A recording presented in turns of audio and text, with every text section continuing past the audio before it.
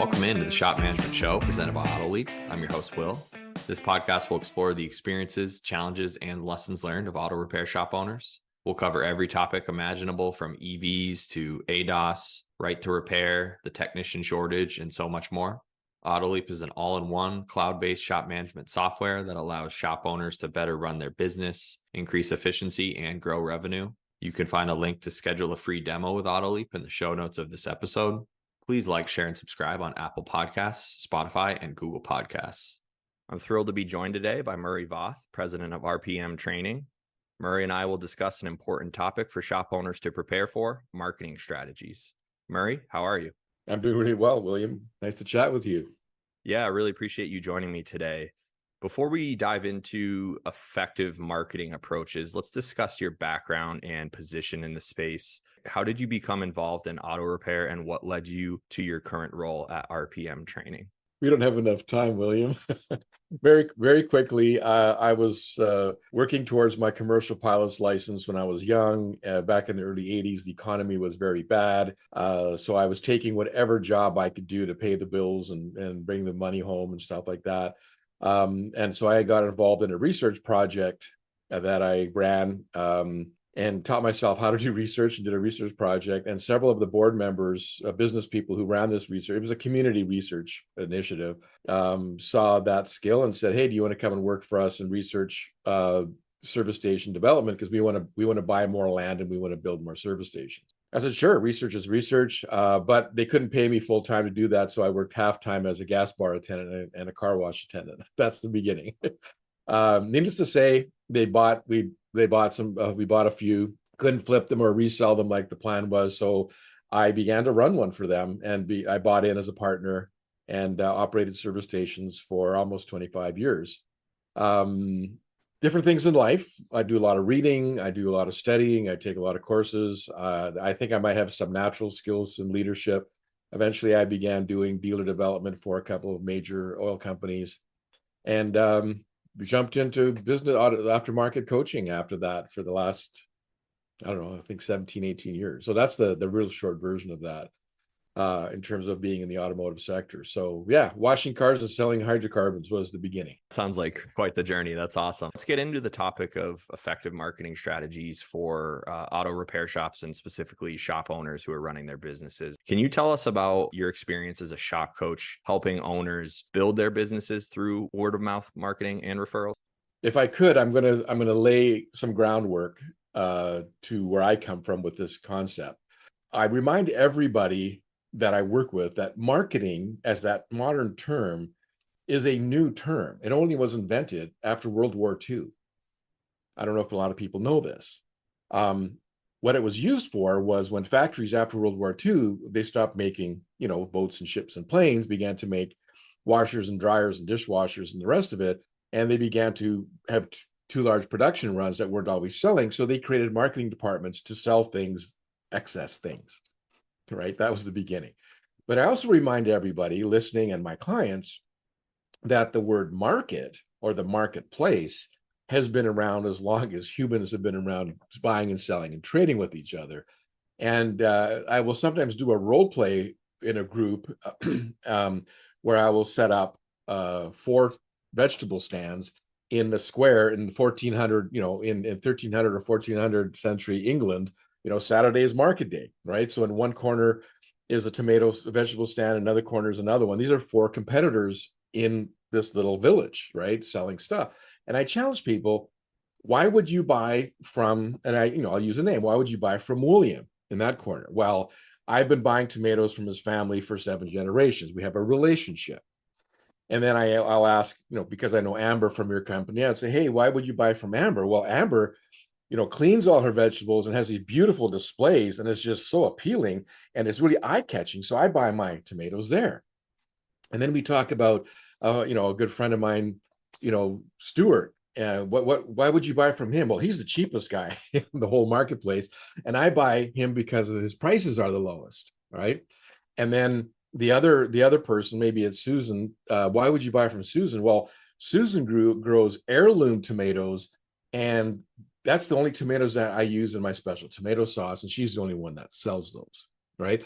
So you think of the idea of human beings making choices of purchases, relationship, quality, visual appeal, relationships, or specific needs is why people buy things. So we have to remember that marketing, advertising, however it's evolved and come, and digital is just playing on the same human psyche. So we have to, let's not overthink this, everybody, right?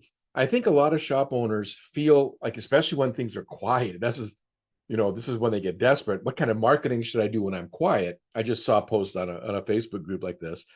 And the best advice somebody gave him was, you should be marketing all the time. Right. Anyways, I just wanted to set the stage for that. One more piece, William, of setting the stage: early years of social media, early years of, shop owners, like, should I participate? Should I join this whole thing? And I said, well, let's talk about it. In 1945, 1950, if you moved to a new town in North America and you wanted to find out who the best automotive shop, mechanic, who the best doctor, baker, butcher were, where would you go? You would probably go to a hair salon. You might go to a barber. You might go to the church. You might go to a cafe. And, you would talk to 4 or 5 or maybe a dozen people about the best things in your town, right? I said, Facebook and Instagram is the barbershop on steroids. I said, in a small town like that, it's very slow. Referrals are a very slow process. I said, on Facebook, it's a lot faster. I said, but here's the most important thing to remember. When you misbehave in the 50s in a small town, it took a long time for the whole town to find out. Now, if you misbehave and Facebook gets a hold of it, the whole world knows that you've misbehaved, right? So the whole idea is just working with the tools that are there in a way that accentuates and enhances the normal human experience. Now, are there people who use this stuff to manipulate? Are there people who use, some of us think there's all these scientific methods to make us buy things we don't want to buy? Sure, there are individuals and companies that are doing some of those games out there, but for the most part, people figure stuff out. They might get ripped off once, but people then become sensitive and then become more cautious, right? So that's why we have to be very transparent in how we present ourselves. As you introduced, one of the things that I measure with my clients, we measure everybody's numbers through an app that we've created. And one of the numbers we measure is number of new customers per month. We also track things like active and a bunch of other numbers like that, but the number of new clients per month to the shop, because I want to make sure that my clients are showing growth, right? For those listening, we lose about 10% of our database due to things outside of our control, right? So people pass away, people move for a job transfer, people stop driving because as they get older, they might not need a car anymore. And so these are things, we didn't make anybody mad. We didn't make anybody upset. We weren't priced too high. We just have a natural attrition rate. So we need to have, 11 to 12% at least more people to replace the database and to grow the database, right? So as we're measuring this, I have a couple of superstars, right, that have fairly high numbers. And I take a look at that and I ask them, what's the source of your new clients? Whenever anybody succeeds, and here's something, a little side note, William, for everybody listening as well, is as business coaches, we don't just look at what did somebody do wrong? What did you screw up? That, okay, we fixed the stuff. We all make mistakes in business. But I always ask anybody when they succeed, what did you do, or who, what's the source? Because that's what we want to pass on to other people, is the positive stuff. What did people figure out? Well, all my superstar shop owners all say 90% of it is referrals from somebody else. In a digital era of Facebook, Instagram, and Google, it is still a word of mouth referral process that's bringing people in the door. In the case of one shop, 90 in 1 month. Like, what's going on there, right? So one of the things that I want to give again some more background to everybody. This was a study done by an organization in Canada, and I would say it was broad enough that we could apply it to the United States. AIA is called the Automotive Industries Association of Canada, very large organization. sponsored by a lot of very large wholesalers and warehouses and parts companies and stuff, both Canadian and American. And they found some interesting things about marketing and how new customers come to shops. And it's very interesting. A significant number of people, we're talking in the 40-ish% range, go to Google, go to Facebook, go to Instagram to look up a shop. But then those same people then turn to their friends, neighbors, and relatives for confirmation. Another great big chunk, close to 40-ish, there's a 40 and a 40, and then there's this 20 of random mix. They actually go to their friends and neighbors and relatives first, and then go to Google and Facebook and Instagram for confirmation or for more detail. So at the end of the day, guess what? We're still talking to each other. We're still talking to our friends and our neighbors when we're looking for whatever. It could be an automotive shop, could be a hairdresser, could be in our area, contractors. There's a lot of houses being built and stuff like that, right? So then that is so important to understand the referrals. So then this is where I really like to do a deep dive in, William, is into the referral process. So I get asked on a very regular basis by either my clients or other industry people, hey, Murray, what's a great referral program? And then I just get a headache. Because back in my day, I got suckered into a bunch of referral programs. And I watch people still get suckered into these referral programs. Let me describe one of them, right? A company offers to come to you for a fee and print a whole bunch of cards that are joined together. And then what you do as a service advisor or whoever you are dealing with your clients, you then have a regular client and you give them these two cards. And then when they are supposed to give one of those cards to one of their friends or their neighbors, right? And then as soon as that neighbor submits that card when they come back, then the regular customer gets a deal or a discount or a whatever, right? Sounds complicated, doesn't it? And my thoughts are, I have a full-time job. I'm a customer. I already have a job. I'm not going to go become your marketing department and think about handing out these cards, right? So, William, I'm going to ask you a question. I know that you're the interviewer, but I'm going to ask you a question.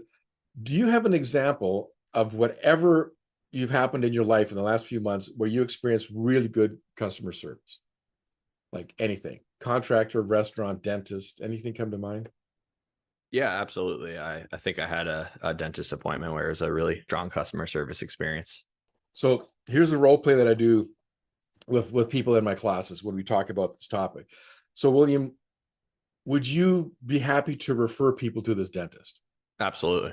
Right. Now, would you refer people to the dentist because you want this dentist to be busy and get wealthy? Is that your motivation? So, right, you're laughing because a lot of shop owners, especially when things are quiet and they're desperate, they have this subconscious feeling that the referral programs are about customers wanting their success. That you have the odd customer that wants your success. We've all experienced that where somebody has said, it's my job to tell my neighbors about you because I want you to succeed. That does happen, but that is not what referrals are all about.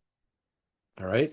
Now, William, would you agree with me that you would refer that dentist to me or your friends and neighbors because you want us to have a good experience at a dentist? Would that be your motivation? Absolutely. So the person that you care about is not the dentist per se. The person you actually care about is us, right? Your acquaintances, friends, and neighbors. Now, here's something that I intuited, and then I found research to back it up. So that's the conscious motivation. The unconscious motivation, you're actually doing this for yourself. All right. Now let me explain how that would work. So let's say, for example, you refer this dentist to me. I go to this dentist and I have a great experience, right? And then a couple of weeks later, we're at a neighborhood barbecue or we're at the Little League game, and a lot of people that we know. And I shout out across to you, hey, William, thanks for that referral to the dentist. I really appreciate that. Now, how do you look in front of your friends and neighbors? You're the hero, right? You're the hero. You're the hero. So why do people refer other people? Because you give us a way to raise our reputation with the people we care about. If that makes sense, right? So then at the end of the day, I always tell people the most important marketing is your behavior throughout the transaction, if you want to use that term, with your current clients, right? How was the dropping off the car experience? How was the intake, the advising and the work order write-up process? What was that like? How was the estimate? How much time did you spend with the person listening to them and asking them questions about their car in a way that they feel comfortable answering those questions? How did you update them throughout the day so that they feel in control of their day? Even if things are going wrong and maybe a part broke or the part showed up wrong, these things happen, right? Did we inform the client, give them some choices in terms of, alternative transportation, things like that, right? What was the payment process like? And so if somebody has a really smooth experience throughout the day, are they going to be more likely to refer people? Yeah, because they want their reputation to be protected. William, as we get to know each other, maybe in time, you might reach out to me and say, "Hey, Murray, we have a client in Calgary, Alberta, Canada, looking for a shop for their looking for a shop or looking for software or whatever the case may be." And I'm the same as you or anybody else. I worry about my own reputation. So before I refer that person, I'm going to say to you, William, what kind of a car do they drive? What kind of a client are they? Are they high maintenance? Are they very frugal? Because I want to make sure that I'm referring this client, your client, to a shop that matches their expectations, right? What would happen if I would send a guy driving a Chevy to a Euro shop, right? I'm going to get yelled at by somebody. I think it's really interesting how you're tapping into a lot of the human nature and the dynamics at play here. And I think it's pretty powerful in terms of some of the numbers you shared as well around word of mouth marketing and how that actually affects shops. You can try to run the next innovative digital marketing campaign and devote all your time there. But at the end of the day, it's about running a highly effective shop that takes really good care of its customers and building out your reputation that way. Now, having said all of that, I do feel there's a lot of value to the current digital, and of course, it's always in flux, it's always changing, and we're always looking for experts to help us with this kind of stuff. I'm actually, and I'm sure you are as well, industry Facebook groups and discussion with shop owners and stuff like that. And I'm actually quite intrigued by how many people are still using like really old, I consider them old school methods of marketing, right? Flyers or whatever. Now, if they're working, great. There's no criticism of that. But what I look for when I work with people and somebody new reaches out to me, one of the first places I go to is their website. And there's lots of automotive shops that are running their companies off of Facebook. They don't even have a website. They don't even have their own presence, right? And it's important. It doesn't have to be expensive, but it's important to have your domain name. And again, to encourage everybody listening is we can't all be good at everything. I'm not good at everything. I have hired out my bookkeeping. I have a virtual assistant.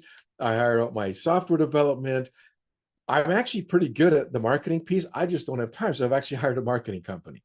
And I'm going to circle back to me a little bit here, but my kids say that I know how to game the Facebook algorithm, and it's not complicated, but remind me to circle back to that. So, but the thing is shop owners, I think, need to ask for help, find help from good sources. Things like your company, I think, provide some really good content. There's, other coaches and people out there that do a lot of great stuff like that. But even things like, they get approached by a company who will, I'll get your domain for you and I'll do the website for you and blah, blah, blah, blah, blah. And, it's fine for a few years. And then the owner realizes that the website's not very good, needs to be updated or changed, maybe changes marketing or web companies and goes to get that domain name and it's owned by that first company. They didn't actually own their own domain name. And they're like shocked. Oh, you mean I can't no, you can't. You lost that, my friend. So just simple things like owning your own domain name, making sure that your Google business profile is in your name, even though somebody else might be using it under management privileges. You should be the highest level of administrative settings on that. You should be at the highest level of administrative settings on Facebook and Instagram and LinkedIn and whatever other stuff you're using out there, even though you might have delegated this out to a firm or to a key employee. There's nothing like a key employee running your Facebook page. In fact, creating your Facebook page out of their own personal profile, and then you firing them, and then they now control your Facebook page, and that doesn't go very well. We'll be back next week with part 2 of our conversation with Murray on marketing strategies in the digital age.